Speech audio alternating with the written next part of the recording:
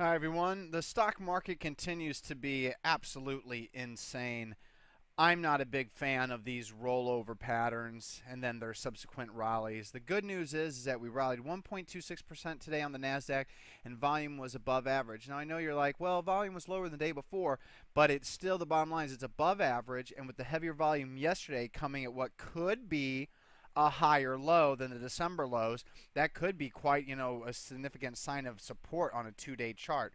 We'll see. For right now, we are trending about 200-day moving average. It's not bad. It's not ugly, but I tell you what, it just makes it difficult for trend following traders because we constantly are pulling back in such a violent, fast fashion that we then get sell signals right at the end when we start breaking below 10, 20, 50-day moving average on heavy volume just to see us bounce and ride the next day. So it makes it very hard to trade on an end-of-day basis.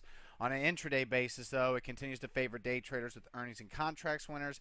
ARNA was the focus today intraday in our chat room, and it worked well off the support throughout the day. But that's not what this video about. It's about the end-of-day action. So the NYSE, so far, it's a successful quote test of the December lows.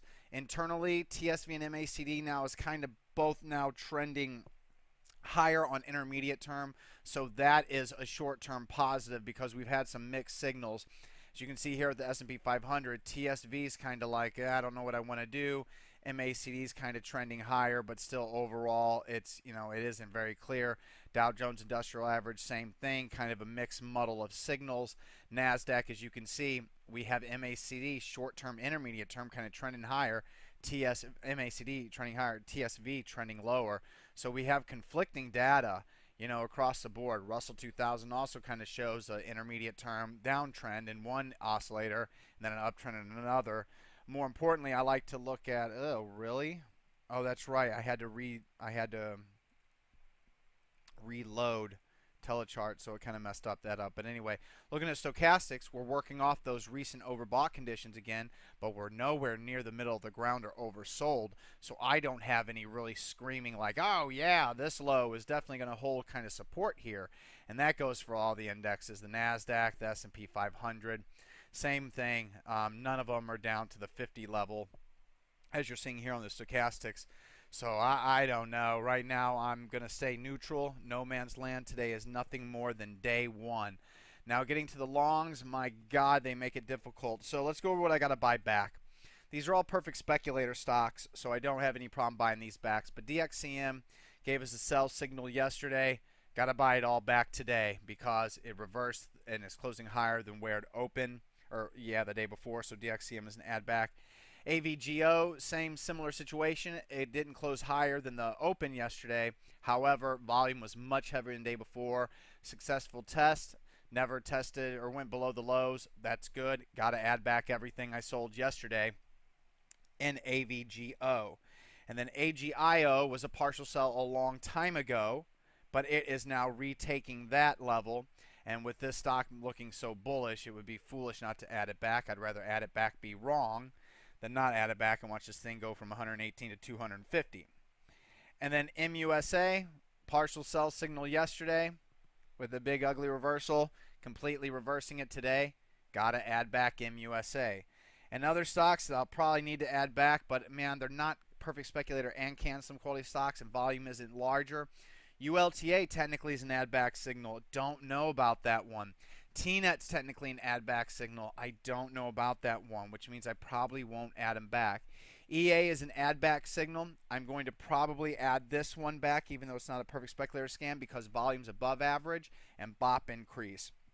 And then also I suspect RDI, HRTG, CVTI, and IDCC are going to be like, haha, to me later on. And UEIC, that seems like that should be a partial add back. But you can see the open is 63.72, closing at 63.71. I'm not quite sure what I want to do with this one. It is a pre-perfect speculator scan stock. And besides that, I got new long signals, but I can't trust anything, man, with this market. So I'm going to keep it small. BITA is retaking its 50-day moving average. Just saw what AMBA just did. AMBA bounced successfully at 50-day moving average, passed on it, up 13%. Would hate to see that happen with BIDA, but with BIDA up and gapping up today, before I'm wrong, I'm going to be risking a lot.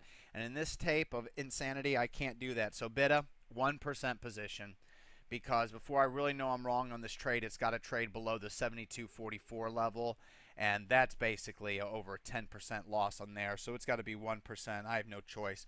SKX, pocket pivot point signal, perfect speculator scan stock, and can slim, up almost 6%. Can't trust that kind of big of a move with that my account with the way that the market moves. So 1% signal also in SKX. Also a 1% signal in the CBPO ad signal. It's a CanSlim quality stock and a perfect speculator scan stock. But once again, being up 4%, no green bop. Chart pattern really isn't crystal clear. Overall, it's not like the base is completely healthy. 1% position, no choice. EW is only up 2.35%, so we can double that position. This is a 2% long signal bouncing off the 50-day moving average. It's also a perfect speculator scan stock and a CanSlim quality stock. And then AGN is a CanSlim quality stock and a pre-perfect speculator scan stock, and it's moving higher with a pocket pivot point signal, so that will be a 2% signal. And then for video guys only, Mara, some really huge earnings per share and sales growth lately, and this bounce is coming right at the 50-day moving average. So I don't know. I would stagger. What I think I'm going to do is 1% signal, first cut loss, move below 8, going to get me out of some. Then a move below 775 will get me out of some, and then I'll leave a third of it with the emergency cut loss level at 738. If it actually goes below 738 with this signal, I'm going to be very pissed. But it appears to be a successful attempt of these breakout highs right here. If I go right around here, you can see that's good because that gets that closing high. I want to move it up just a little bit. There we go. Let's move it up just a little bit and down a little bit. So right there. So it appears to be a successful test of those breakout, that breakout pocket pivot point, or excuse me, pivot point level and the 50-day moving average. So I got quite a bit of support right around this signal, but we'll see what happens. This is a crazy market, so I recommend everybody be careful. And also, we had an ad. We got taken out of a position here in TWOU right at the lows, man. I think it hit 1806, and my cut loss would have been 1811. So at 1810 it triggered, filled me around 1806. Then reverse higher closing at 1897, meaning you got to put the position back on with the heavier volume. Did that, and it didn't work immediately. So that add back this morning has got to come completely off. But once again, remember what this chart looked like back here? Look at how nice it looked. This looked like a chart that could really, really explode higher. Okay? Anytime before 2008, I see a chart like this, I think the probability that we're going to make some good money is extremely high. Instead, what are we doing? Nothing. Thank you.